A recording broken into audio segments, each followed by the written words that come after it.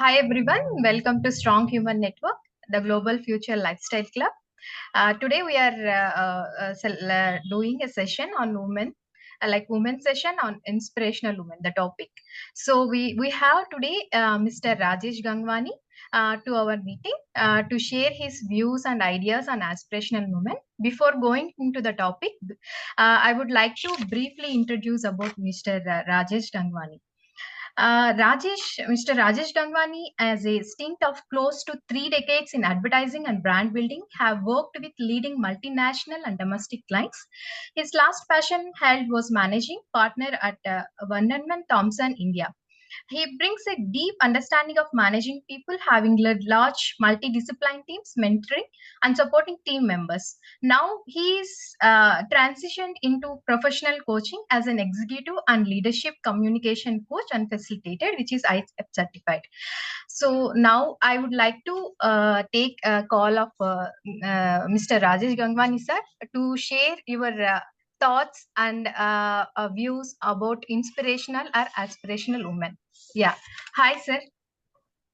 Thank you, Shailaja. And first up, thank you for inviting me to share my views here. So, and like I always say, every day is Women's Day, so we are celebrating this entire month and maybe every day after that for celebrating women.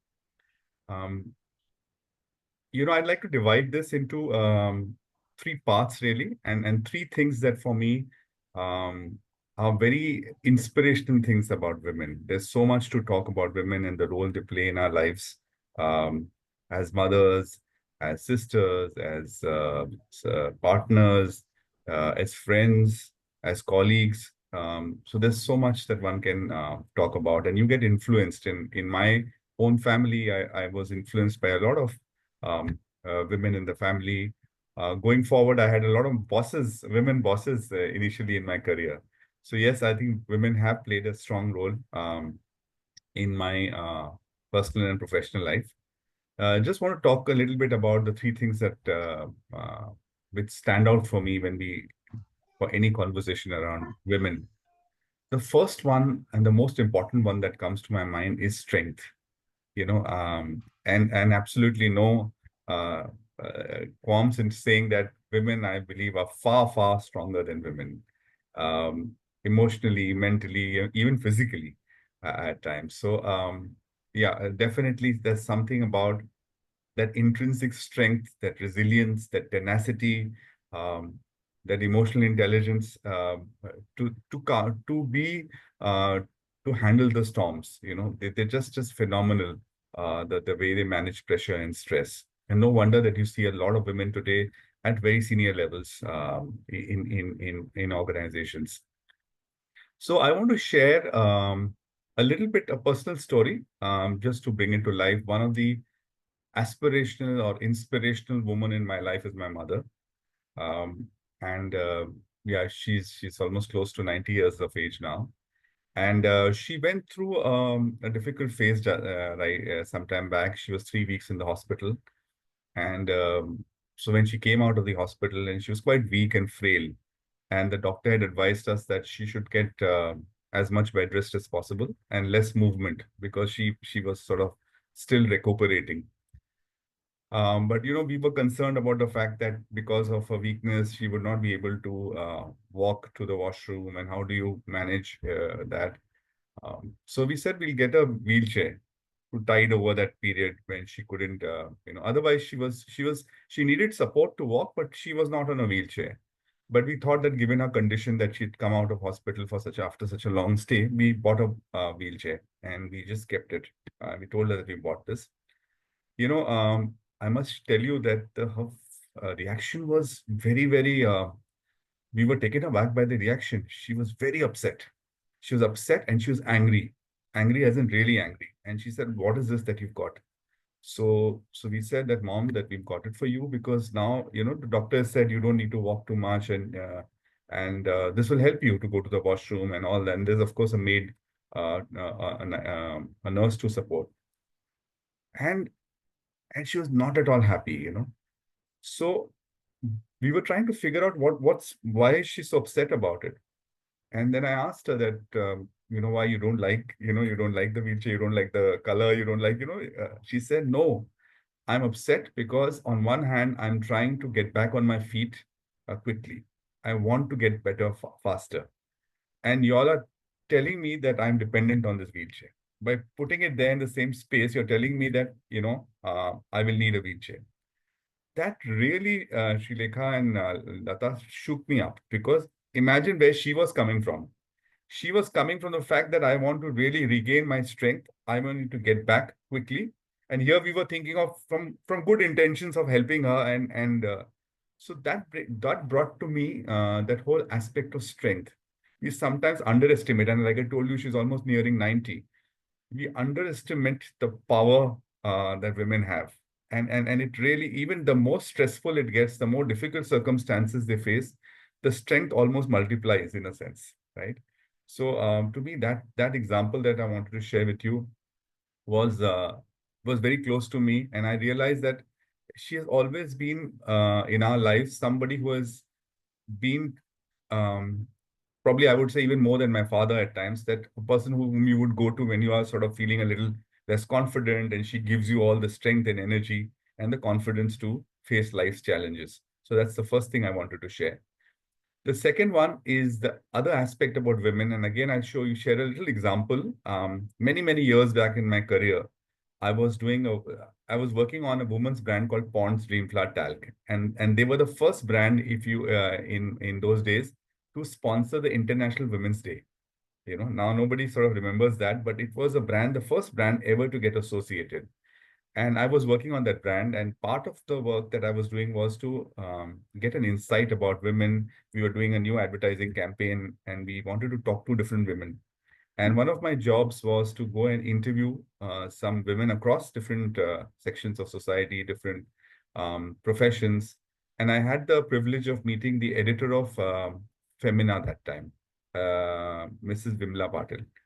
So she's very, she's quite a character and quite a personality. Of course, she's passed away, God bless her soul, last year. But and I went and met her, and she has a really strong persona, and she's a strong feminist also. So she spoke a lot about women, where women are, what are the new um, um, uh, trends, so to say, that are happening around, how women are being portrayed and things like that. And one of the things that still stuck with me, and now I'm talking about even probably maybe 20, 25 years back. And she told me that, you know what? Uh, Women are connected to life with 100 threads. And you're talking about work-life balance, and those were the days that people used to talk a lot about work-life balance and how women were juggling, the typical picture of juggling hats and doing so many things. And she said, forget all work-life balance. I want to experience life in all its glory.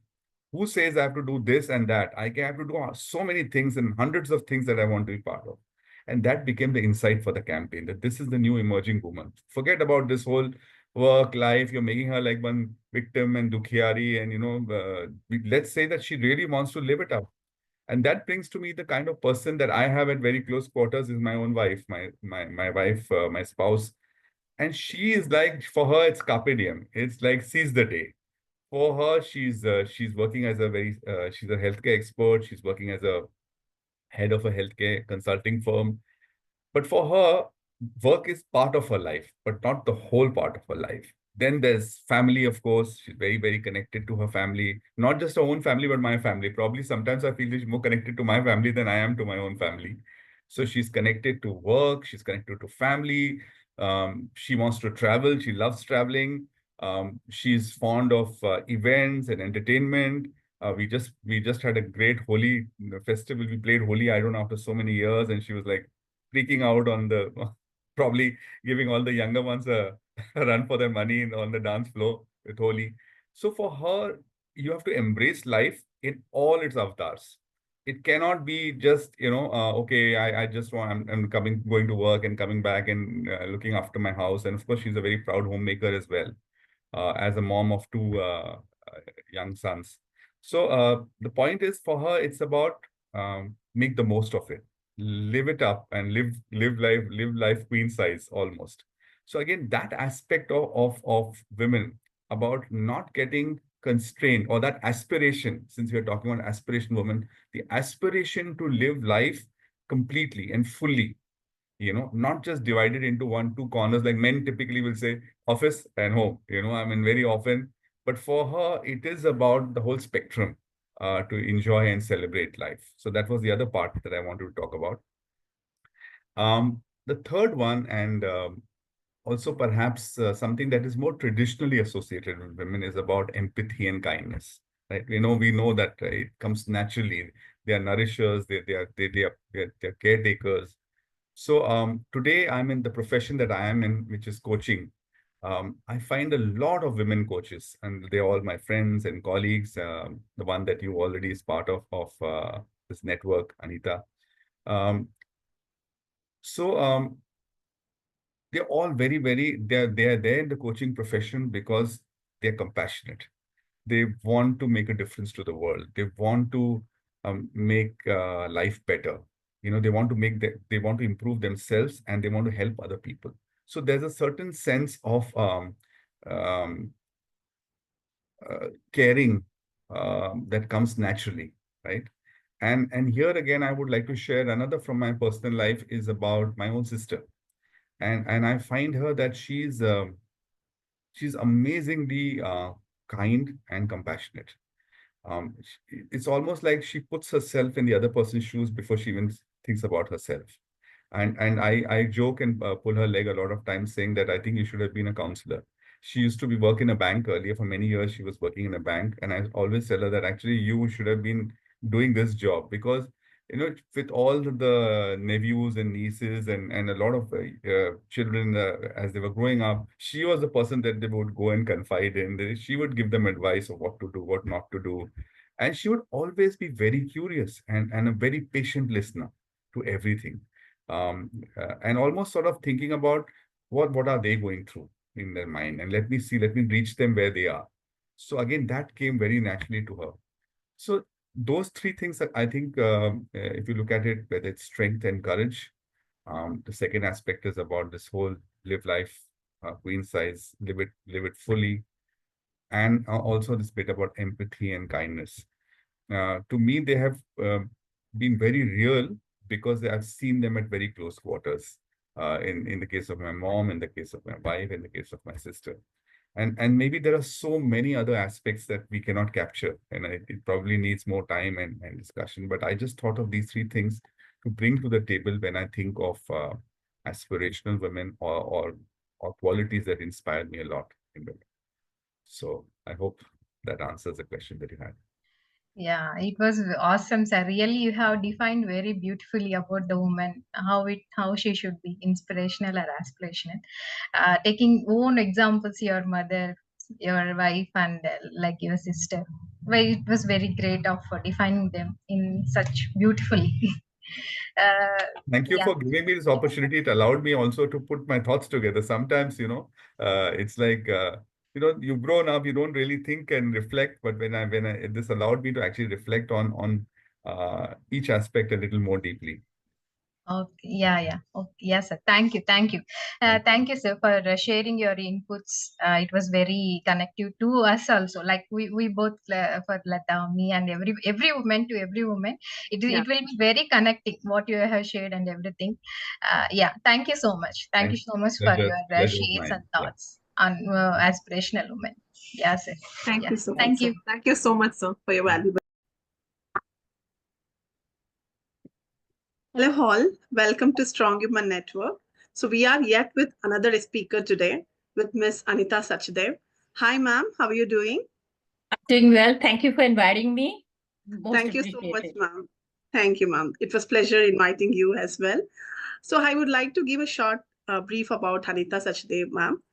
Anitha Sachdev, ma'am, is a bold change and transitions catalyst dedicated to inspiring transformative growth in both individuals and organizations. With over 25 years of experience living and working across multiple countries and industries, Anitha brings a wealth of global insights to her work. As a certified leadership and transitions coach with more than 15 years of experience, as well as a cross cultural and emotional agility facilitator, She has empowered women and leaders to step into their authentic selves and craft success stories beyond what they once believed possible. Honored with numerous coaching and women leadership awards, Anita ma'am is driven by a core belief that anything is possible when we set a value based intention every day.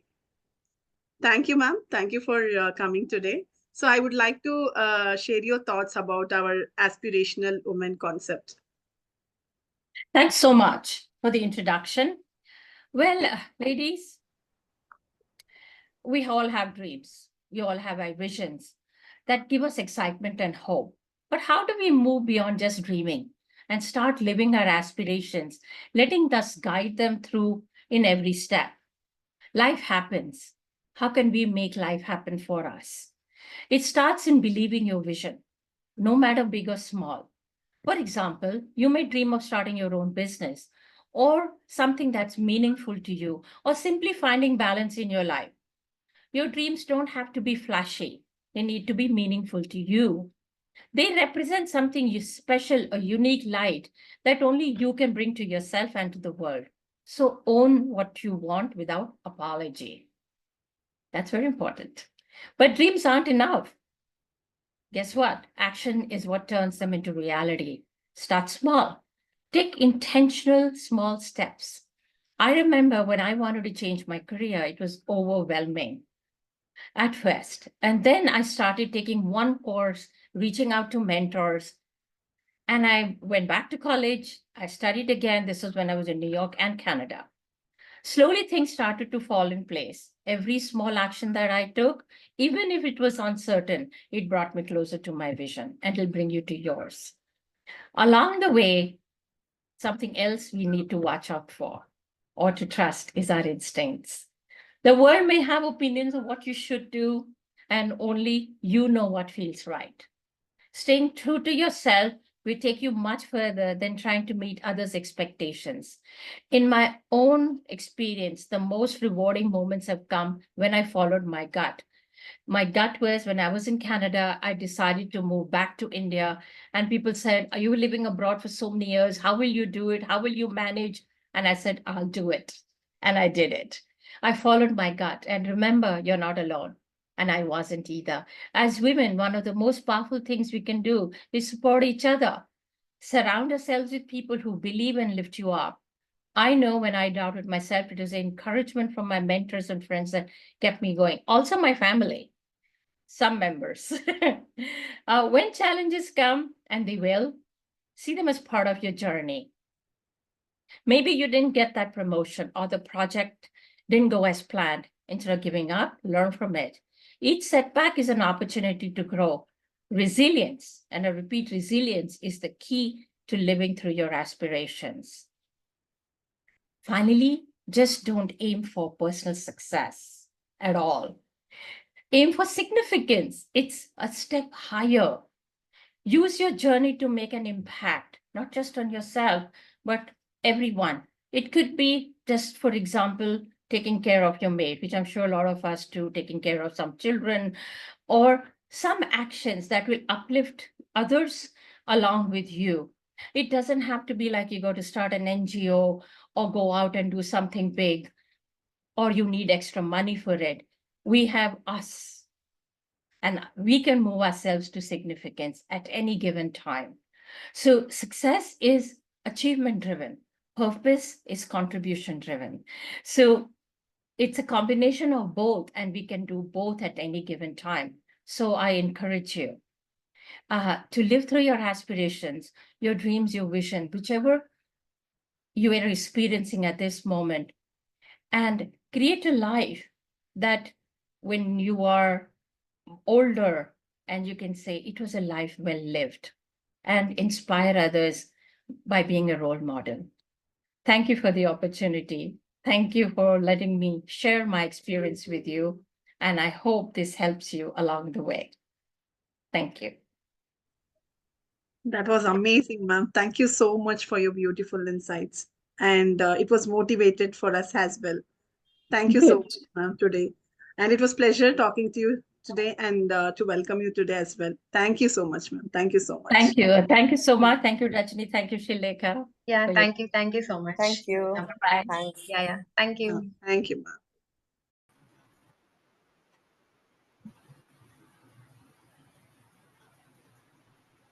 Hi, everyone. Welcome to the Strong Human Network today. So, we are here today to have a Women's Day special. It would be a talk about Women's Day panel discussion on aspirational women. So, and I welcome here Ms. Shailaja, ma'am. Hi, ma'am. How are you doing? I'm doing fantastic. How are you all? Yeah, ma'am. You all are doing good, ma'am. Good, doing good. Hear that. Yeah. So we would like to welcome Shailaja ma'am. So today to talk about aspirational women. So I would like to give a small introduction about Shailaja ma'am. Shailaja ma'am is raised in Mumbai and has lived in Mumbai most of her life. She started her career as an HR professional in Karnataka, but due to some conditions, she needed to move back to Mumbai. And this time, she wanted to do something else in life. She had two choices: one to join the Apple Institute, and other to join NGO. So her love and passion for helping women and contribution to lives made her go with NGO. And she loved the blend of corporate culture and the social culture she witnessed in NGOs.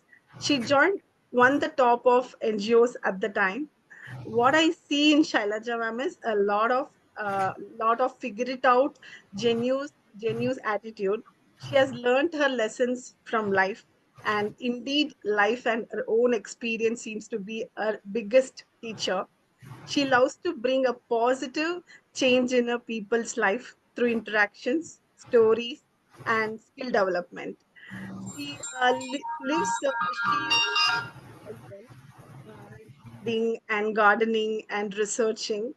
What drives her to see these women? She works with become an entrepreneurs. Hi, ma'am. Hello. So I would like to You have have. raised me to the skies today. I'm feeling right, flying, floating in the air.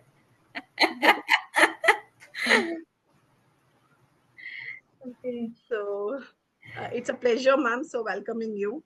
Thank So you so yeah, much. yeah, ma'am. So we would like to hear from you.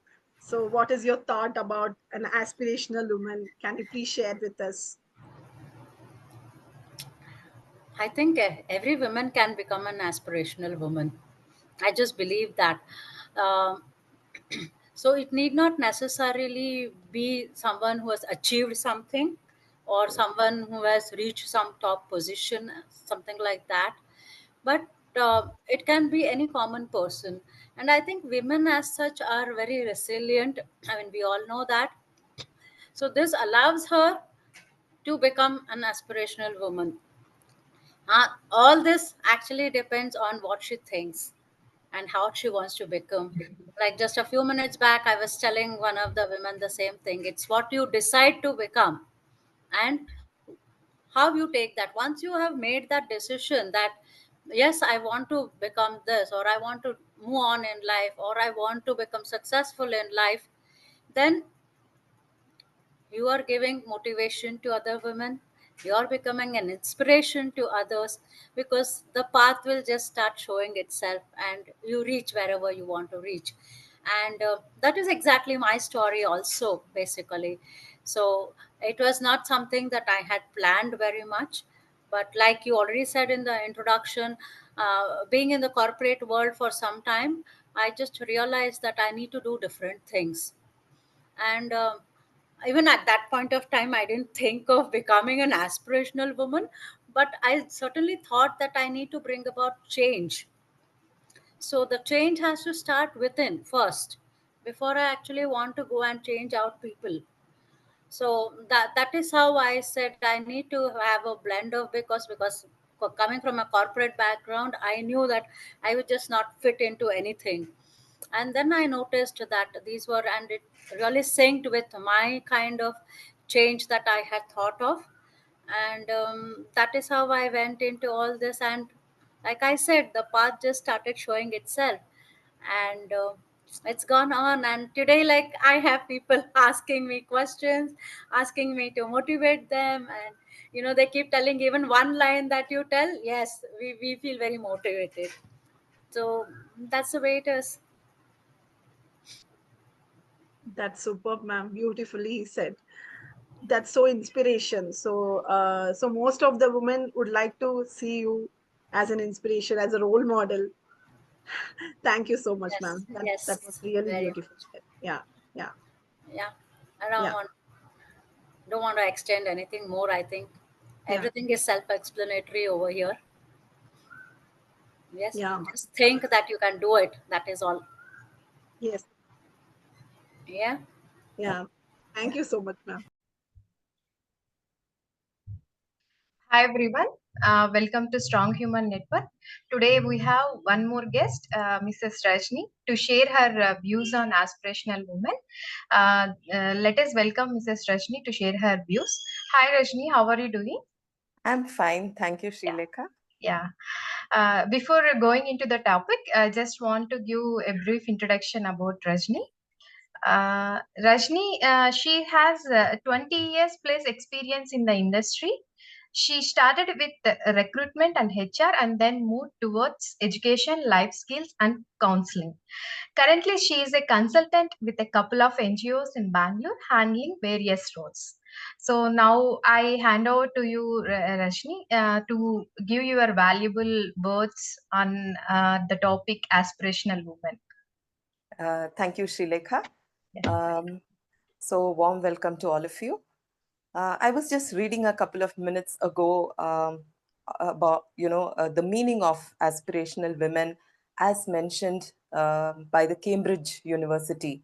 It says that an aspirational woman is someone who wants to get more money and more social recognition and status than what she currently has. This is a definition which is available in the Cambridge Dictionary per se, which is found online.